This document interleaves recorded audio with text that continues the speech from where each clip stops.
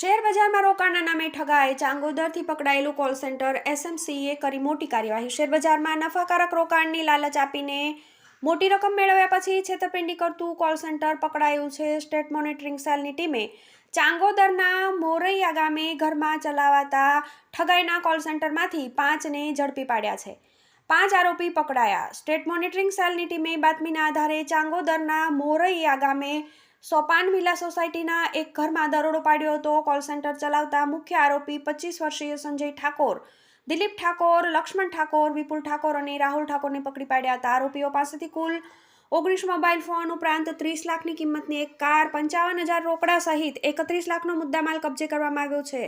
જાણો કેવી રીતે છેતરપિંડી આચરતા પીઆઈજીઆર રબારી અને ટીમની તપાસમાં એવી વિગતો ખુલી છે કે આરોપીઓ ગુજરાત સહિત દેશભરમાં લોકોને ફોન કરીને શેરબજારમાં રોકાણ અને નફાની લાલચ આપતી ટિપ્સ આપતા હતા. શરૂઆતમાં નફો થાય એટલે રોકાણકાર વધુ રોકાણ કરતા હતા.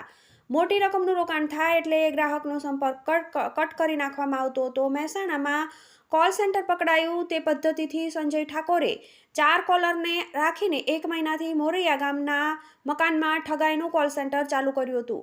આરોપીઓએ 1 મહિનામાં કેટલા લોકોને છેતર્યા તેની વિગતો જાણવા માટે એક રજિસ્ટર ઉપરાંત ફોન નંબરના લિસ્ટ મળતા તેના આધારે તપાસ હાથ ધરાઈ છે.